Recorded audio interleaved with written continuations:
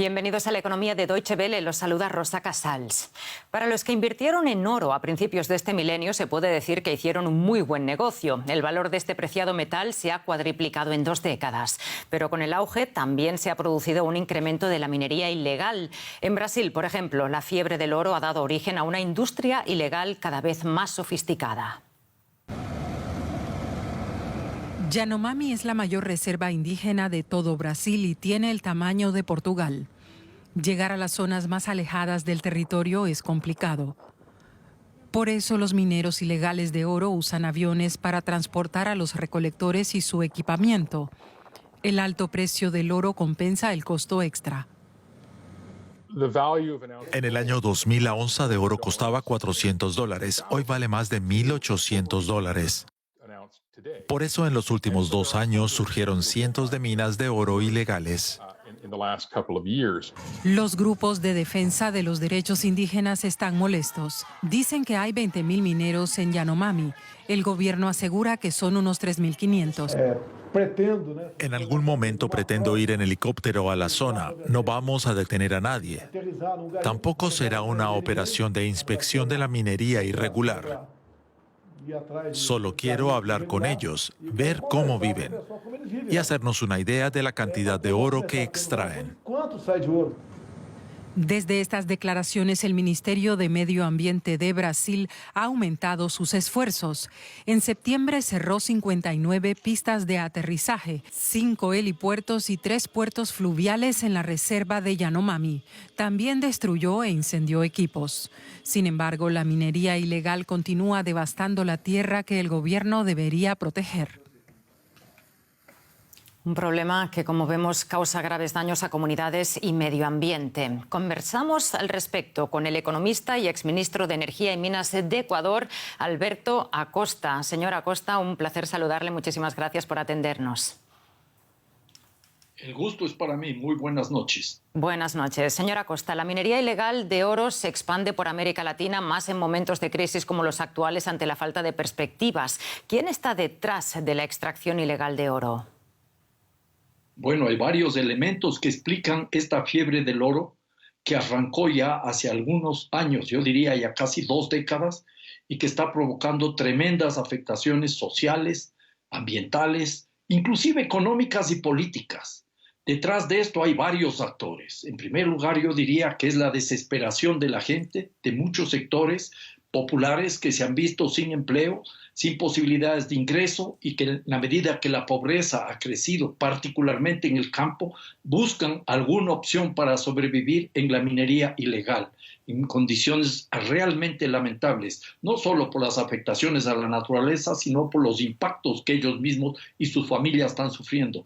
También hay detrás de esto otros intereses, por supuesto, las grandes empresas mineras que muchas veces aparecen como legales e inclusive se las vende como la alternativa a este tipo de minería ilegal tan destructora, se están apareciendo en muchas ocasiones vinculadas. Hay un contubernio, alianzas perversas entre la minería legal, pongamos entre comillas en el caso ecuatoriano, y la minería ilegal. Y por supuesto, todo esto es posible porque los estados, los gobiernos en particular, han sido incapaces de frenar estos procesos ilegales y incapaces también de ofrecer alternativas de vida digna a los pobladores de cada uno de sus países. Señora Acosta, parece que la minería ilegal de oro es más rentable que el narcotráfico, ¿no? ¿Por qué es tan difícil perseguir y penalizar a las empresas implicadas en estas actividades ilícitas?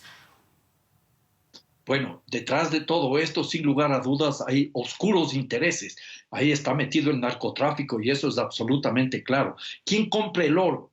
El narcotráfico, porque a través de esas actividades comerciales puede lavar su dinero. ¿Quién compra el oro? Muchas veces las empresas legales que se aprovechan del esfuerzo y del sacrificio de los mineros ilegales son los que se benefician. Y todo esto con la complicidad de los estados, que no buscan la solución del problema, sino que han encontrado respuestas a través de la minería a su incapacidad de ofrecer alternativas productivas, alternativas sociales, alternativas, como ya dije, de vida digna. Señor Alberto Acosta, muy interesante lo que nos está contando. Podríamos estar hablando más tiempo, pero lamentablemente no da para más. Muchísimas gracias por esta entrevista. Entiendo. Muy buenas noches y muchas gracias a ustedes. Vamos a otros asuntos. A principios de diciembre, el presidente de Brasil, Jair Bolsonaro, dijo que la petrolera estatal Petrobras empezaría a reducir el precio de los combustibles. Sin embargo, ha ocurrido todo lo contrario. El jefe de Petrobras se ha desmarcado del presidente y ha defendido los precios del mercado. Esto ha provocado una ola de indignación ciudadana. Llenar el tanque es cada vez más caro. La petrolera estatal Petrobras subió un 5% el precio de la gasolina y un 8% el del diésel. Más madera para la inflación. Subió el precio de la gasolina, todo sube. ¿Cuándo va a terminar? Y si la gasolina sube, repercute en el precio de todo lo demás. ¿Qué podemos hacer? Las cosas son cada vez más difíciles. Cada día que pasa es peor. Entre las causas, las hay globales, como el aumento del precio del petróleo, y otras locales, como la paralización de centrales hidroeléctricas debido a la peor sequía que sufre Brasil desde hace décadas. A la subida del precio de la electricidad y también de los alimentos, siguieron lluvias torrenciales. A finales de año, la inflación se situaba en el 10%. Muchas familias no llegan a fin de mes. Señales inquietantes para un presidente que desea ser reelegido en octubre. Sabe que su popularidad se desploma y sabe que su predecesora perdió el cargo debido a la mala situación económica. La principal economía del mundo ha publicado dramáticas cifras de inflación que muestran el aumento más alto de los precios desde 1982. Estados Unidos registró un 7% de inflación en 2021. El desajuste entre oferta y demanda ha disparado los costos que están ahogando a millones de hogares. Desde hace meses, los estadounidenses perciben cómo día a día los precios no paran de subir. Una sensación que se traduce en cifras. En diciembre, la inflación alcanzó el 7%, algo que no pasaba hacía 39 años. Los constantes aumentos han tenido un gran impacto los últimos 12 meses. Se han encarecido los vehículos nuevos y los de segunda mano, y también productos básicos como alimentos, energía y vivienda. El objetivo de inflación de la Reserva Federal es del 2%, una meta algo ingenua a la vista de la cifra de diciembre. Aun si la inflación se desacelera, los precios probablemente sigan siendo altos. Fábricas en Asia que habían cerrado en las etapas iniciales de la escasez de suministros y reabrieron a finales de 2021 han tenido que cerrar de nuevo debido a la variante Omicron. Todo eso alimenta otra ola de interrupciones de las cadenas de suministros. Con Omicron desestabilizando otra vez las cadenas de suministros, el presidente de la Fed, Jerome Powell, dijo estar preparado para aumentar las tasas de interés si fuera necesario. La intención es que el encarecimiento del crédito desanime a los consumidores, el consumo caiga y con él la inflación, un delicado equilibrio. Y nos quedamos en Estados Unidos con un tema que parece irresoluble desde hace décadas. Ahora, el desarrollo de armas inteligentes que pueden ser disparadas únicamente por su dueño legítimo podría prevenir masacres en el país. Varias startups se llevan tiempo trabajando en este aspecto, pero siempre se han encontrado con la oposición de las asociaciones de armas. Veamos por qué.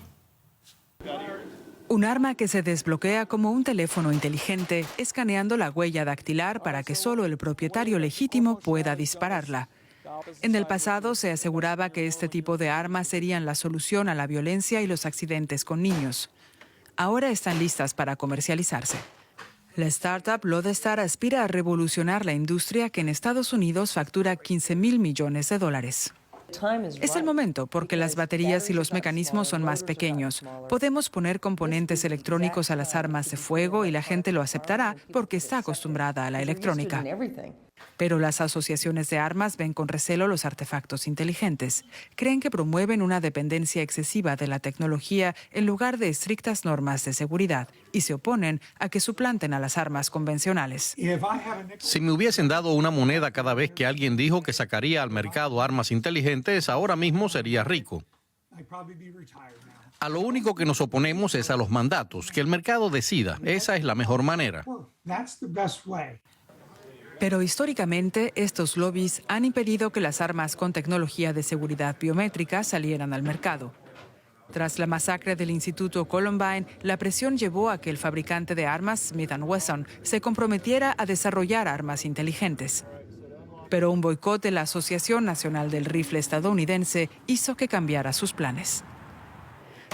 Más de 2 décadas después, el uso de armas inteligentes sigue siendo un aspecto controvertido en el debate sobre la contención de la violencia armada. A menudo los intereses partidistas han distorsionado el debate. En cualquier caso, las soluciones tecnológicas llegan tarde para miles de víctimas y sus familias. Vemos ahora un resumen de otras noticias económicas de la jornada. Un juez de Estados Unidos dictaminó que el caso antimonopolio contra Facebook, reformulado por la Comisión Federal de Comercio, puede continuar. Los reguladores alegan que la empresa, rebautizada Meta, tiene un monopolio ilegal tras adquirir Instagram y WhatsApp. La empresa tecnológica Philips espera reducir sus beneficios en un 40% en el último trimestre de 2021 hasta cerca de 650 millones de euros. El proveedor holandés se ha visto muy afectado por la retirada masiva de ventiladores y dispositivos respiratorios. En los últimos años, la empresa vendió su negocio de electrónica para centrarse en la producción de equipos hospitalarios. El fabricante de autos de lujo BMW alcanzó un nuevo récord con más de 2.210.000 vehículos vendidos. Es un 9% más que el año anterior, a pesar de la crisis de suministro de microchips. Es la primera vez desde 2015 que BMW supera a Mercedes. Y esto es todo por el momento en la economía. Gracias por acompañarnos de nuevo y hasta la próxima edición.